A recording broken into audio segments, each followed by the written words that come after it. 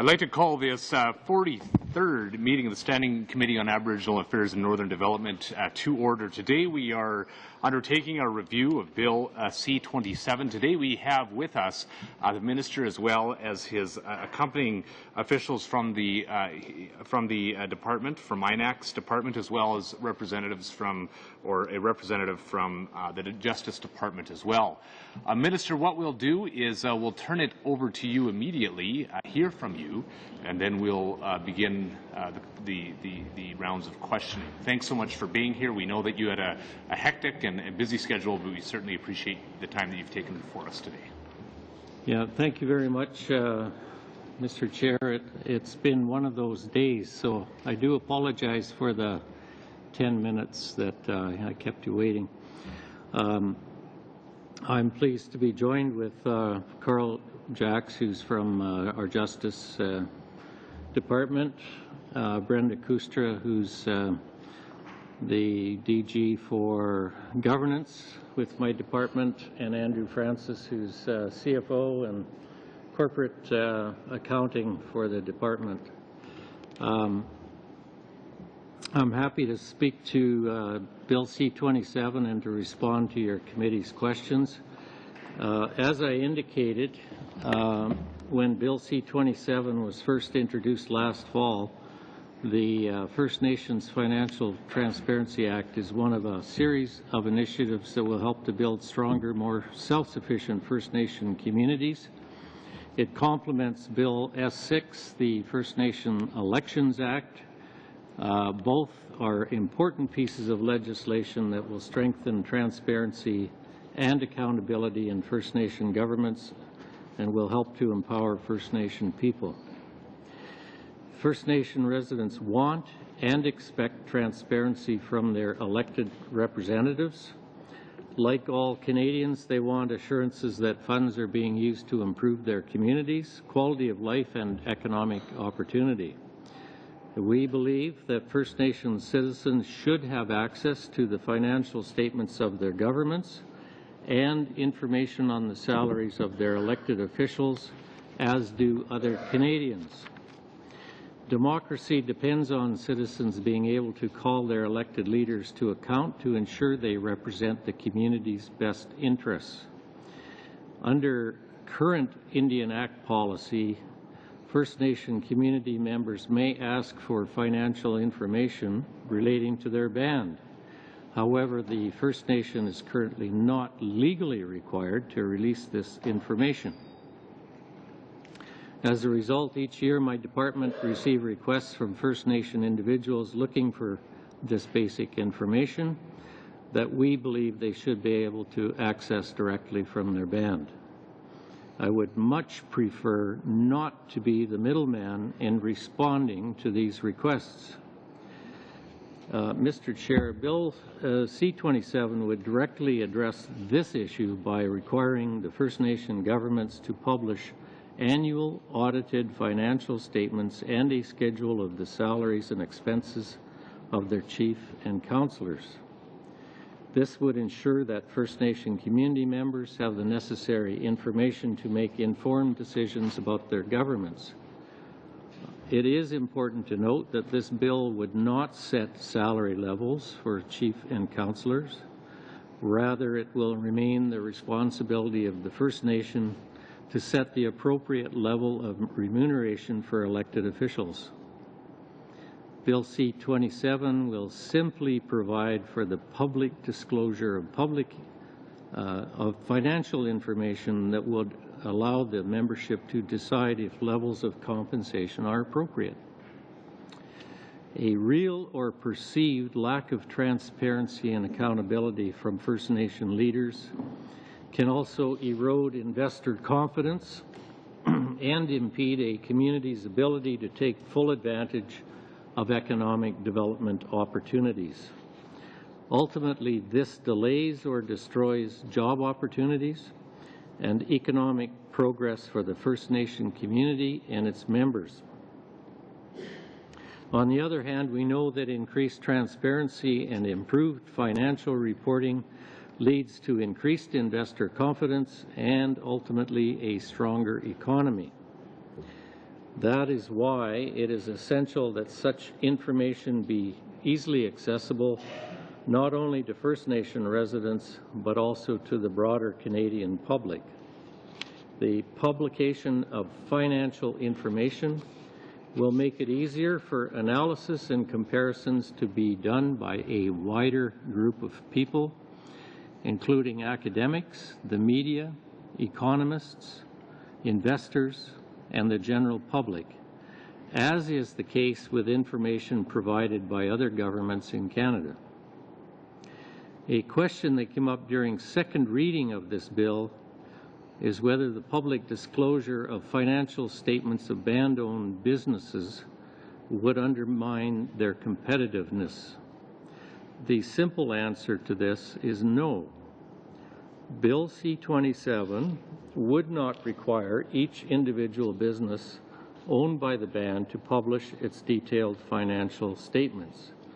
Instead, Bill C-27 would require the publication of audited, consolidated financial statements of the First Nation as a whole, which would include any entities controlled by the First Nation, including band-owned businesses. I emphasize that this is in accordance with generally accepted accounting principles and rules that already apply to government-owned businesses across Canada.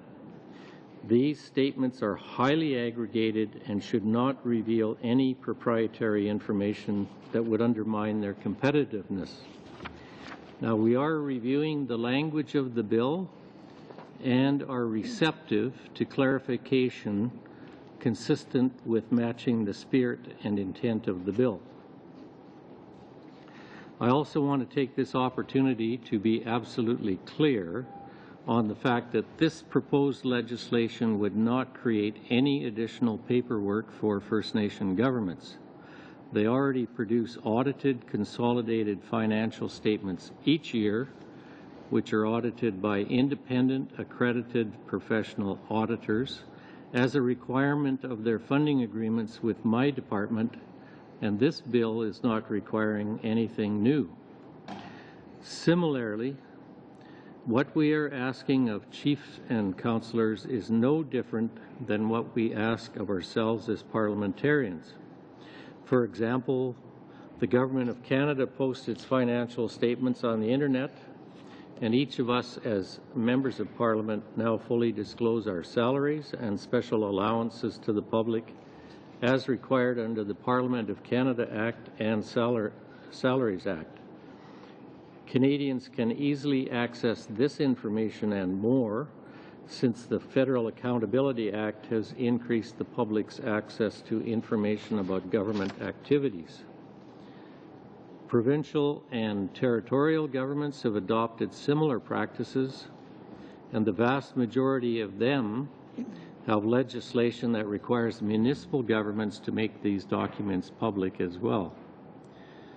In short, First Nation governments are the only governments in Canada that do not currently have a legislated requirement to make basic financial information public. This bill proposes to address this gap. Now, many First Nations are already posting their financial statements. I'm familiar with a number of First Nations who are practicing financial transparency and accountability. However, not all First Nation communities have taken these steps, and this bill will ensure that all First Nation citizens can expect the same access to financial information in their communities. As an example, since the private members bill on this issue, that was Bill C-575 in the last Parliament, my department has been monitoring how many First Nations post their financial information on the internet. In March of 2011, for example, 291 First Nations had a community website, and only 13 of these disclosed salary and/or honoraria information. In September of 2012, there were 403 First Nations with websites, and 19 of those disclosed salary information.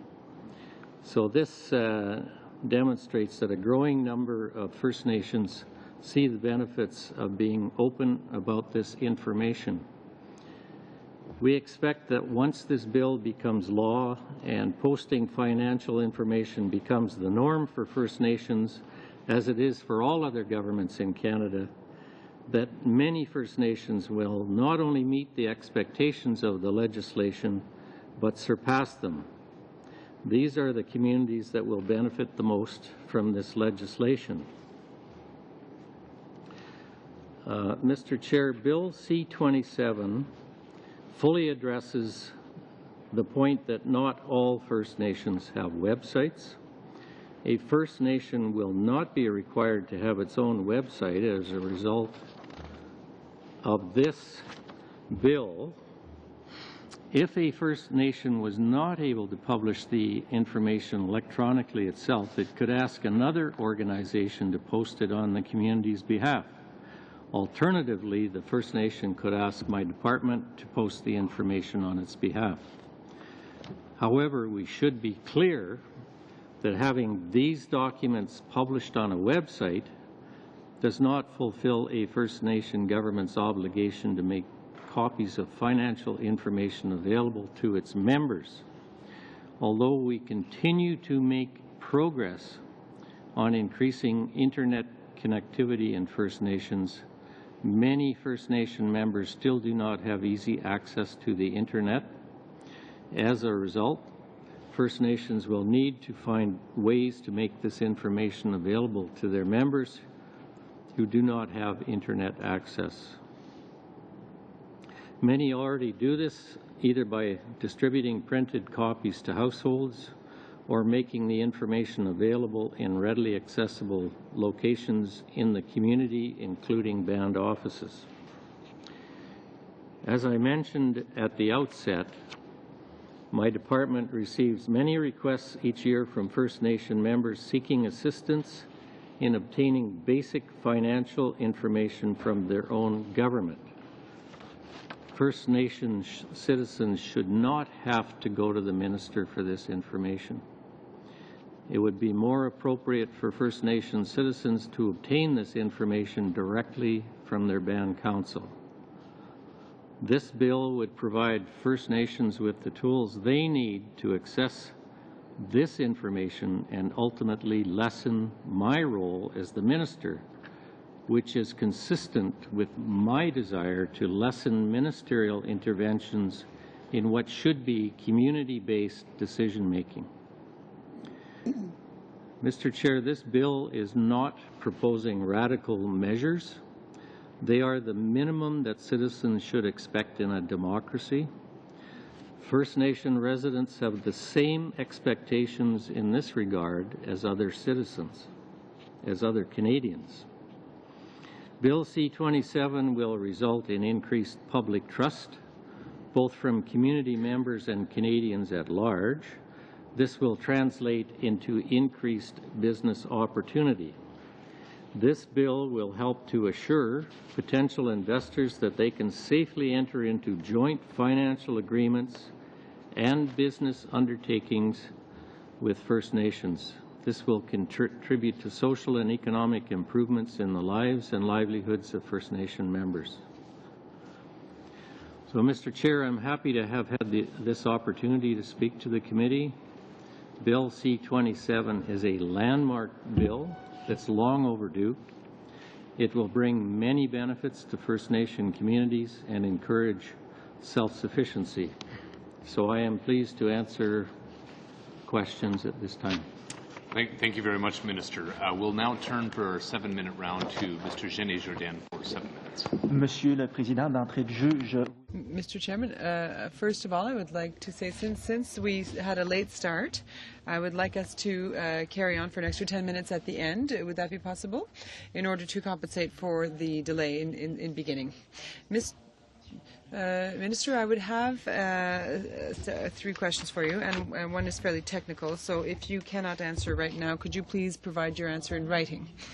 Last January, you publicly announced with great fanfare this new relationship between the Crown and First Nations communities across the whole country. Minister, I was wondering if this unilateral imposition of a legislative measure, which is smacks of paternalism, aligns itself with that announcement, especially when we're talking about First Nations who want to be self-determining and independent. Minister, I also wonder if you assessed any kind of adaptation measures in order to evaluate the lack or the disparity in living conditions from one reserve to another, not only the position on their map, but also with respect to their financial resources, their financial literacy, their literacy levels, illiteracy in some cases too. On some reserves, the literacy levels are very low, and north of the 52nd parallel, that is particularly true. So,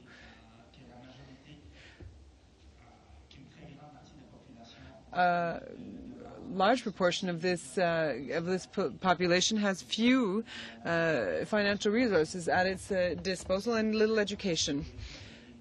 I was wondering if you were going to offer them any kind of measures to compensate for all these problems and ensure that all of the population of these communities can actually understand all of the information that you're supposed to be providing to them. Now, for the more technical question, I will read it to you, and as I said earlier, I would prefer to receive a response in writing. A decision continue to apply? If so, how does the department reconcile these considerations with the proposed legislation? If not, could the department please explain what changes have occurred to make these considerations no longer valid? Did you catch that? Could you read the very first part of the... Some uncertainty when you began the question, so if you'll do that again, Mr. Shinnerton. Yeah. So once again, does the department believe that the Privacy Act and Montana decision continue to apply? If so, how does the department reconcile these considerations with the proposed legislation? If not, could the department please explain what changes have occurred to make these considerations no longer valid? Yeah. Okay. Thank you very much for those questions. You know, we had your first question regarding the bill and what you're calling unilateral action. We had in the last Parliament Bill C-575, which of course received considerable debate and also considerable public discourse. This led to a resolution at the Assembly of First Nations, which was consistent with the fact that it was an endorsement of the principles behind Bill C-27, as I read it in hindsight. Transparency, accountability, reporting to the membership. These were all principles endorsed positively at the AFN Assembly. And to take it a little bit further than that, the United Nations has stated that good governance flows from accountability and from transparency, and so all of these things lead us to the position that this legislation has received considerable exposure in terms of the rationale for it. It's received considerable support. It's a measure that all governments are subscribing to, and that all citizens of Canada deserve. So given all of that, I think that responds to your question about why this legislation is before the Parliament of Canada. In terms of adaptation measures, there is nothing in this legislation that requires any degree of reporting that isn't already reported. The difference is that this reporting is now public information, and there's a legislated requirement that it be provided to the members of the First Nation. Those don't require adaptation. Those are, as I said in my speech, those requirements we can facilitate if there's no website, and they're very simple to address at the local level. So there's no new financial resources that are actually required here, and there's no new financial literacy required, because all of this is information that is currently being provided to the department on an annual basis. In terms of the Privacy Act, I could respond to the question, but I think Carl is actually would put it in words better than I would. Thank you, Minister. Pour répondre à votre question, la loi de l'accès à l'information. In response to your question, you're quite right. The Access to Information Act, according to the Montana decision, said that financial statements were confidential documents. However, let's not forget that this was in the context of an access to information request, and that information had been deemed confidential under the law. There is an exception but an exception for confidentiality is disclosure of information under Section 68. So not all documents are covered by that act. So the publication of a document means that the Access to Information Act no longer applies. Obviously, any document that was not provided, for example, if were provided under another act or another agreement, that would still be subject to access of information, the Access to Information Act. Thank you, Mr. Chair, and Minister, thank you for being here. I want to commend you on bringing forward this piece of legislation. I'd like to just also take a moment just to commend Kelly Block, who I know her previous private member's bill, I see she's sitting here with us today, in a previous parliament was obviously inspiration for portions of this bill, so I want to commend her as well. But thank you for bringing this important legislation, and thank you for being with us. I think this legislation obviously just another manifestation of our government's deep commitment to accountability and transparency. And I think if you look at everything from the Accountability Act that was brought in when Prime Minister Harper was very newly the Prime Minister, right through to today, I think that commitment to accountability and transparency is well documented. And so thank you for this piece of legislation. But I want to get right to some questions for you, and I guess I'll start with a couple of questions and let you respond to both if you can. And I'd just like to allow you some opportunities to tell us a little bit more about why there's a need for this legislation, and then tell us a little bit about what the benefits are of this proposed legislation to First Nations. Okay, well, thank you for that. I guess the manifestation that displays itself most prominently on the need for the legislation is the fact that we get ongoing requests from band members for financial information for their band. And I know there's been questions asked about, okay, how many requests do you actually get? And it's not information that we track, but obviously we can do a retrospective analysis. So we've done some looking at it, and it looks like on an annual basis we're getting around 250 requests from band members for information. And it usually is along with some allegations of inappropriate behavior, which creates sometimes other situations. But the mere fact that we have to deal with these, and I sometimes have to intervene, I think is problematical. Obviously, we don't have this with many of the First Nations, but we have it with enough that I think this allegation is, or this situation is unacceptable. The other thing that comes forward is it's very instructive to talk to some of the leadership that has been very open with their financial reporting, and this has led to investors inquiring about their circumstances, and it's led to investments. And I think, I believe that on your witness list, Darcy Bear will be one of the chiefs that's here, and he states quite clearly, I don't think I'm putting any words in his mouth, that if they had not been practicing accountability and transparency, that they would not have been able to attract the investor confidence that they have managed to attract.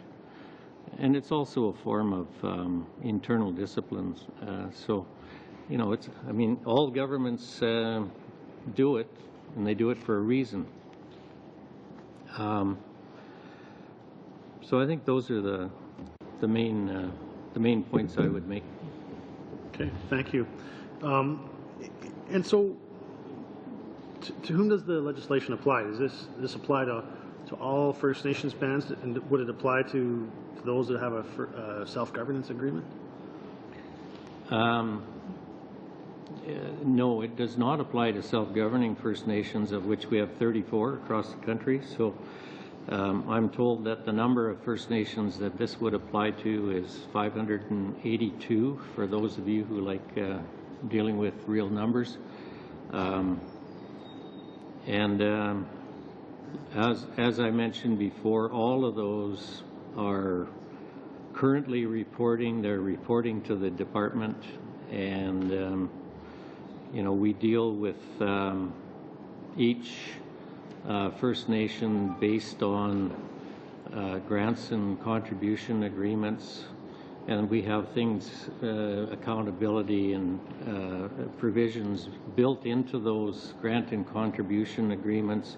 It puts the department in a very difficult situation, an obtuse, like an indirect situation, from the standpoint that we have the information,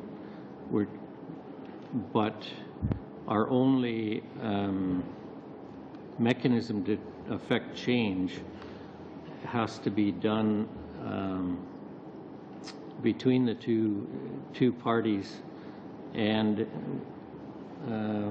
it's just it's not the way open government operates. And so to me, the more that time moves on, the less comfortable this is for the department, and the less realistic it is for the community First Nation governments across the country. Yeah. And the bill wouldn't require individuals to go to court to be able to access this information, would it? Like, what is the process for individuals to be able to access this information? What is the process for? Yeah. Like, it wouldn't require individuals to go to court to be able to access this information, would it?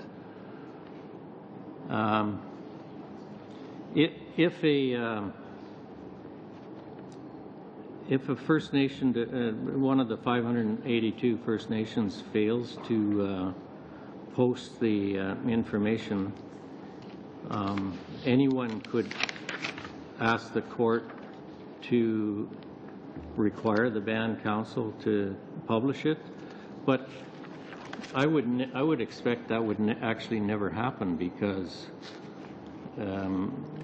under our funding agreements, we wouldn't continue to fund unless this information was forthcoming. And if there was a delay in the information forthcoming, I would anticipate that the department and the First Nation would work out the details to lead to seamless program delivery. The answer is yes. Court is the eventual place one could go, either as a band member or me as the minister. And the legislation does make that possible, but I would never realistically expect that to get that far. Good. Thank you, Minister. To Ms. Bennett for 7 minutes. Thanks very much. Following up on my colleague from the NDP, at the Crown First Nations gathering, there was a commitment to reset the relationship, and actually, constitutionally, Minister, that you have the duty to consult, as well as Canada signed the UN Declaration on the Rights of Indigenous People, which it insists on free, prior, and informed consent on things that relate to them. So you've said that you consulted or that you've heard on the private members bill, but could you tell us why you did not consult First Nations on this new legislation, even though you're constitutionally obliged to do that? Well, I don't agree with the premise of your question, but I think I explained quite well that there's been much public dialogue, discourse. There's been expressions of support for the legislation, for the Sorry, I should have said details that of the this legislation. bill goes way beyond what Ms. Block's bill did in terms of the real confusion and the concern out there with when it says related to First Nations controlled businesses. This isn't an aggregation of own source revenues, as it said in your opening remarks. The First Nations are very concerned. You skipped question period in order to go to the Whitecap Dakota and make the announcement of this bill. And now Darcy Bear has sent you a letter saying his concern about how this could affect First Nations-owned businesses. Will you accept the amendments that Chief Darcy Bear has given to you? Yes, I think I said right in my speech that it was not the intent of the legislation to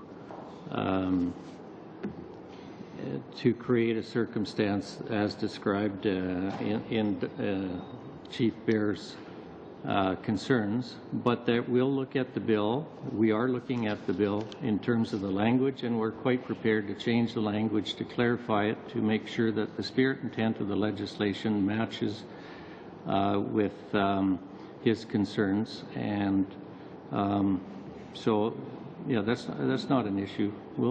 We're quite open to a clarification language. I mean, you've had that letter for over 6 months. I would have hoped that you would be able to come before this committee and tell us how this will be straightened out, in that there is huge concern that the way it's written now, that why would a member of council set up a business? Why would a businessman run for council? That this puts them at a disadvantage the way this bill is written. And so it is, I guess,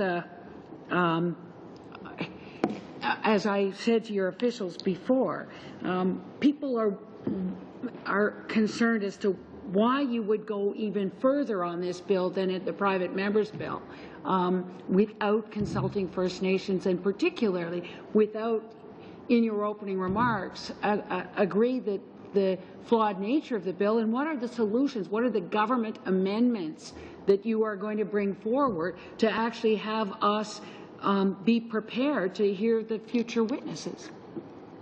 Well, you will be hearing from Chief Bear and his financial advisor, as far as I know, and we're quite prepared to deal with the language. I do reject, once again, the premise of your question.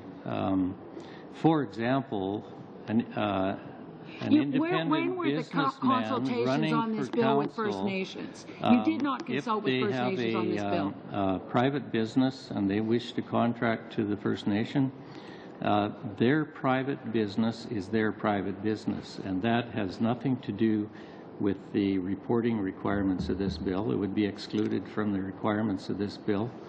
You don't have to study the bill very much to realize that. So I don't appreciate you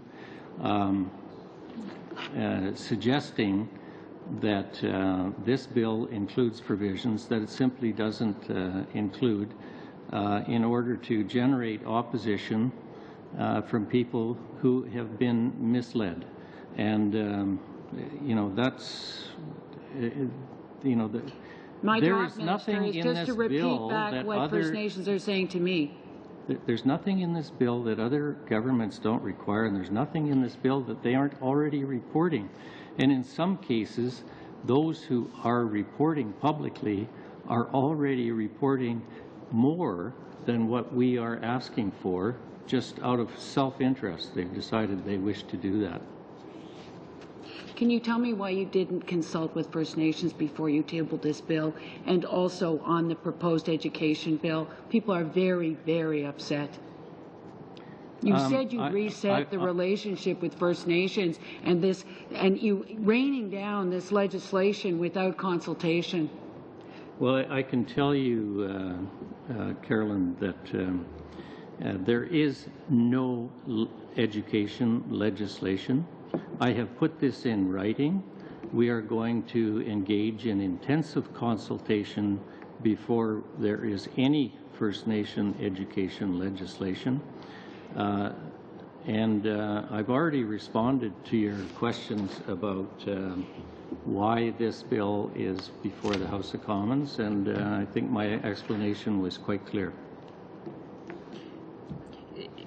My colleague mentioned the Montana decision, and it's very clear that the access to information does not require subject to public disclosure. People Chief and Council must report to their bands, not to the public. Could you tell us again, how do you think, as my colleague asked, that it's any different now than it was when it was before the courts in terms of what, and do you think that this bill will satisfy the courts in terms of what's changed from the last time that this went to court? I do apologize. There's only time for about a 20-second response, but if somebody has once that, again, I think I'll defer to Carl to give a 20-second response. My best. Again, just to situate, the Montana decision was based on an accurate access to information. Once the information is published, the Access Act doesn't apply anymore. So that information becomes public. So disclosure, there's no confidence, there's no disclosure could be made because it's already out there.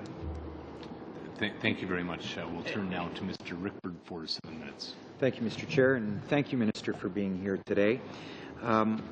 Minister, in your presentation here today, I think it's pretty clear what the audited consolidated financial statements would include for a band, and we know them to be things that are currently already reported on. And with specific reference to Chief and Council, salaries, wages, commissions, bonuses, fees, honoraria, dividends, monetary and non-monetary benefits would be reported. And in fairness, the issue that has come up is with respect to a scenario where the expenses of these said First Nation leaders have to do with a band-owned or operated business, or to the extent that a council member is involved in a business. And you've said and suggested a strong willingness to address any residual issues if there are any. Can you just characterize for us what it is that they would have to report as a result of these businesses on the audited consolidated financial statements? Okay. Yes, I can.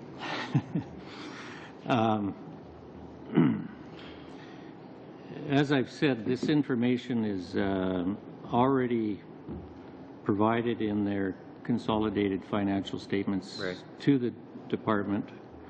And the standard with respect to what information is provided in these statements is determined by generally accepted accounting principles. Okay.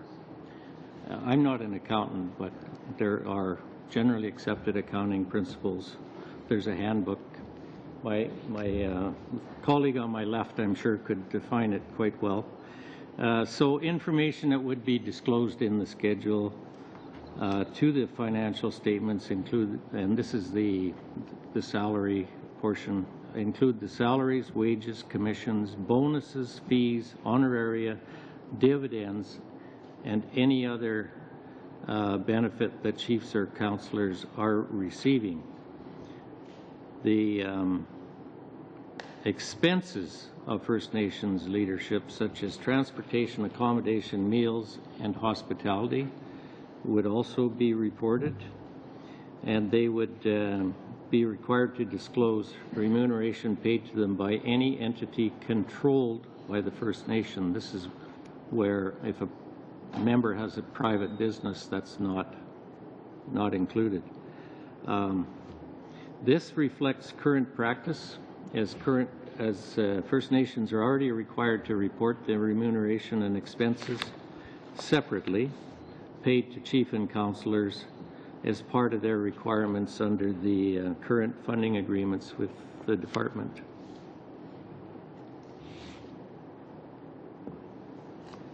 Thank you, Minister. So it's safe to say that remuneration earned from band-owned businesses then is captured in those audited or consolidated financial statements. Can you explain why remuneration from entities controlled by First Nations is covered in this bill? I can, and I'll probably get Andrew to round it out. Sure.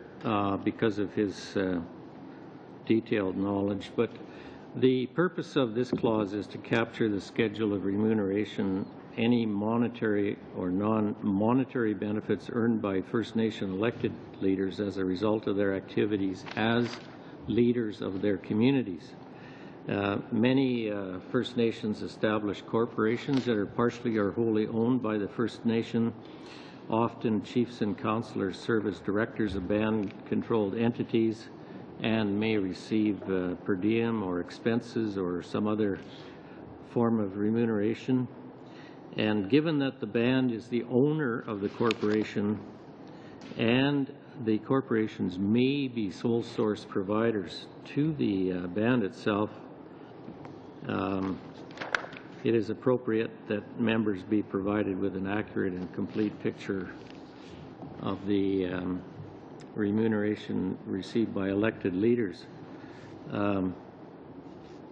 Did you want to add anything to that as the CFO for the department? Yeah, well, Mr. Chair, the Minister did a very good job in responding to that question, but just to be more specific on First Nations in general, when they do their financial statements, they follow a common government reporting model, which is there to structure the way any government would do the bare basics in terms of GAAP. Within that model, and I think the businesses you referred to, they'd fall under the government business enterprises. Those are the type of businesses that could roll up under a government entity that are the most like a private entity. For instance, they're a bit separate. They'll service outside clients beyond the First Nation. There'll be a separate legal entity, and there's a bunch of accounting considerations to be given what would be considered a government business enterprise. When those are consolidated, the bare minimum requirement is to consolidate them as on the equity basis, which basically means the net loss or profit is just brought into the equity portion. So when the First Nation reports on those subsidiaries, they don't report the books for that company within the financial statements. That said, the Minister earlier commented there are a number of financial statements that are already in the public domain. A number of those go beyond the requirements of the transparency of the bare bones of GAAP, which is interesting. Do I have more time, Mr. Chair? just because if you ask a question, you'll be out of time. So we'll turn now to Ms. Hughes for 5 minutes. Thank you very much. I find that interesting. We're talking about accountability and transparency, and it's something that we haven't seen much of lately. So I'm just wondering, you talked about ongoing requests from band members, and that's what enacted this, but you said that you don't have numbers. And if we only went by the ongoing requests, then when we look at the ongoing requests for funding for education or parity for the child care workers, those haven't been acted on, but yet we choose this one here. So I'm just, and I want to clarify something, because you've often used the word clarification as opposed to amendments. So I just want to make sure that the word clarification means that you're open to amendments and that you will certainly make some amendments to this document. In addition to that, I want to talk for a minute because on the ANDC website, it says the Tribal Council Funding Program funds tribal councils to provide advisory services to their member First Nations and to administer other Indian and Northern Affairs programs. Tribal councils are institutions established voluntarily by bands. In 2006, 2007, the program transferred $44.9 million to 78 tribal councils, serving 471 First Nations. It goes on to say 5 advisory services have been devolved to tribal councils: economic development, financial management, community planning, technical services, and band governance. Can you tell me, how will the announced cuts to tribal councils' funding affect the ability of smaller bands to meet the requirements of this legislation? Okay, thank you for the question. On the question of clarification, yes, to clarify, I mean that it will require amendments to clarify. And on the question of tribal councils, one of the things that became very clear, more clarification here, is that we had not actually looked at the overall spending for our Aboriginal regional organizations or our tribal councils for essentially 3 decades. We did that. There's been a lot of change during that time frame, and there's been a direction towards more and more community-based decision-making. In terms of the ability of small communities to meet the intent of this legislation, I don't think there's any question that they can meet the requirements of Bill C-27, because essentially they already are, as I've said in my remarks. So just if financial management and band governance advisory services were devolved to tribal councils, why were they not consulted about this proposed legislation when it was introduced as well? I mean, there's no consultation with the First Nations, there's no consultation with the tribal councils, and I know that the tribal councils are pretty well up in the air, or pretty up in arms, should I say, with respect to the cuts. I know that Chief Shining Turtle certainly has been sending you quite a few emails, as well as other chiefs on this, and I'm just wondering why they weren't consulted either. If you look at the fact that we are the senior government in the country, and we have obligations, budgetary obligations, that are basically universal and flow to the provinces, the territories, to all kinds of organizations. When we went through an essential budgetary exercise, as minister, my prime responsibility was to ensure that community-based services were unaffected. We ended up with the second lowest reduction in funding of all federal government departments. I think that is testimony to the fact that we have a strong commitment to our responsibilities in Aboriginal affairs and in Northern development. This is not a question that belongs in any area other than decision-making that must be taken by a senior level of government. I just want to make a statement on here is with respect to the fact that the Aboriginal communities are already underfunded. They shouldn't have been cut at all. Order. Ms. Hughes, your time is up. We were just giving time for the Minister to finish in a response, but having cut him off, I think I'll now move to Mr. Wilkes for his 5-minute round. Thank you, Chair, and thank you, Minister, for being here today. Before I get to my questioning, I just wanted to say that as a former mayor, I fully understand the full disclosure of financials, and sometimes when they are done, in fact all times when they are done, they resolve many problems before they become a problem. Certainly the burden placed upon elected officials is minimal, expected, and is certainly not intrusive. So having said that, will the proposed legislation create any additional paperwork for First Nations?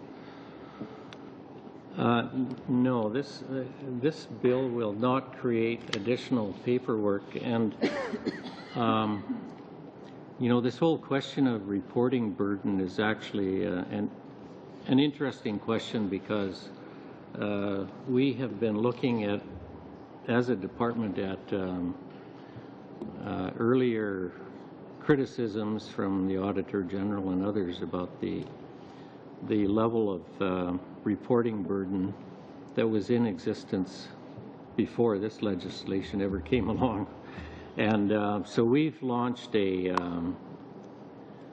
reduced reporting initiative, and that started in fiscal 2010-2011. So informal usage of reports at that time was actually quite a gargantuan number. It was 4,800 reports. At the end of fiscal 2011-2012, the number had fallen from 4,800 to 800, which is a reduction of more than 80%. Formal reports have reduced from 141 to 111 in that same time frame. And in addition, we have pilot projects in 10 communities where, rather than reporting to the department, the community reports directly to its own citizens, and my department extracts from those reports the information that we require internally. So there's been actually quite a bit going on to reduce the reporting burden. One of the things that we'll have, I think a year ago, we standardized the reporting of the annual consolidated financial reporting. Am I correct, Andrew? Yes, you are. Before, we had an extensive year-end reporting manual that I wouldn't say was overly repetitive, but we did bring it down to what was absolutely necessary for capturing with some of the programs to ensure we could go back to Treasury Board, for instance, and say terms and conditions were met. And there's been a lot of energy and creativity to look at, and experiment with ways to reduce reporting burden. And as the Minister said, we have some pilots going on right now, and our task has not ended. We continue to further explore ways of reducing reporting burden. So what we essentially have now is a standardized reporting, and this has made the audit function actually more standardized as well. So this has created more competition amongst the audit houses, and so this is creating a good result. And so we expect that this will make comparisons easier. It will make reporting easier. and it'll make the audit function more straightforward. Presumably, the layman will be able to cotton on to what all this reporting actually means with a little bit of study. Thank you. Thank you, Minister. There is about 30 seconds if you had time for just a follow-up question, but we are tight for time. Sure. You've answered most of it, but beyond the bill, what's been done to date to reduce the reporting burden on First Nations? Well, in actual fact, I think we've responded pretty comprehensively to that. The individual that we put in charge of that project was a senior official, a former regional director general from British Columbia, and someone who had been in the department for his entire career. So I think there's still some work to be forthcoming, and we aren't, just because we've reduced by 80% doesn't mean we're finished. Thank you, Minister. We'll turn now to Mr. Bevington for the last 5 minutes. Colleagues, we do have just some housekeeping business to deal with following. I know that we're pressing on some people's schedules, but if right after Mr. Bevington is complete with his 5 minutes, if we can then move into just some future business. Thanks so much. Mr. Bevington. Thanks, Mr. Chair, and thank you, Mr. Minister, for appearing in front of us on this particular bill. I am a little confused by some of the things that you've said here. I think I'd like to understand what you consider the relationship between the federal government and First Nations is. Is it nation to nation? Is it government to government? Is that the relationship that you see? That's your question? Yeah. Yes, I think we very much have a government-to-government relationship. That is very apparent even in multiple documents that we've jointly signed. Okay. So you're basing some of your argument why you should take this particular tack with First Nations based on provincial and territorial governments have adopted similar practices, and the vast majority have legislation that requires their municipal governments to do so as well. Now, did the federal government insist on the provinces providing financial disclosure practices, or was that something that they came to themselves under their understanding of what they need for their government to run properly? If you're referencing municipal governments... No, I'm referencing provincial and territorial governments. Municipal governments are creatures of those two bodies. Correct. No, and we had no role to play in transparency and accountability of the provinces and territories. But you didn't make a choice for those governments, did you? And you're making a choice for these governments, First Nations governments, about how they should portray themselves in the public eye. That's open to every single Canadian. Now, you say we're asking of chiefs and councillors no different than we ask of ourselves as parliamentarians. Chiefs and councillors are not parliamentarians. They're not elected by the public of Canada. They're elected by First Nations people. They have a different relationship than a parliamentarian has to the public of Canada. Don't you agree? Sure. Well, then... I'm not sure what you're suggesting, though. Well, I'm going to the basic principle. Publicly? The basic principle of this bill, I think, is what turns off most First Nations, is that they expect that they will make the rules for their conduct, just as other governments make the rules for their conduct. So what you've done is a very paternalistic approach to this, in that you've said, these are the rules by which you will govern yourself. And that's the problem, I think, that AFN referenced as well in their opposition to this legislation. They want to be treated as governments. As governments, they would expect that they make their rules for disclosure, not the federal government.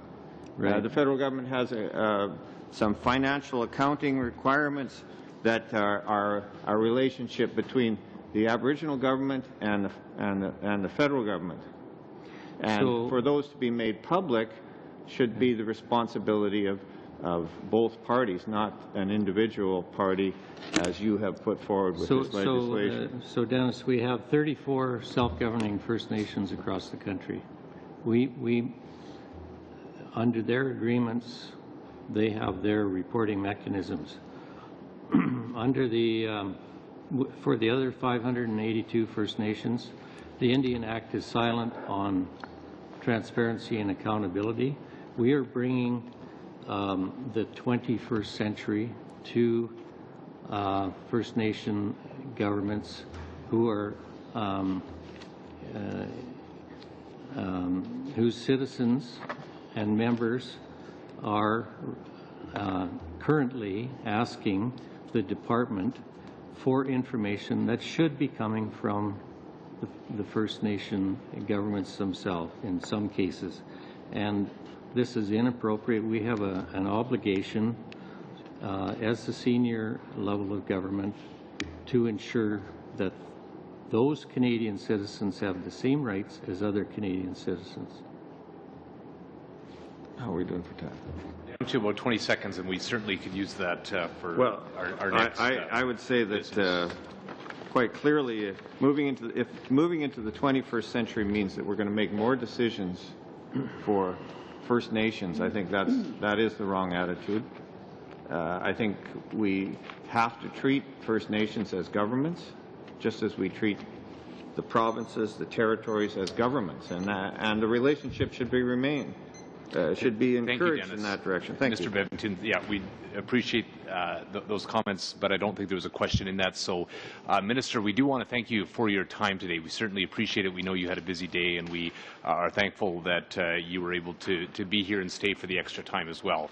What we'll do, colleagues, is we'll suspend now for a matter of 3 minutes to clear the room. We'll move in camera, then deal with our housekeeping committee business, and then we'll be free to go. Meeting suspended.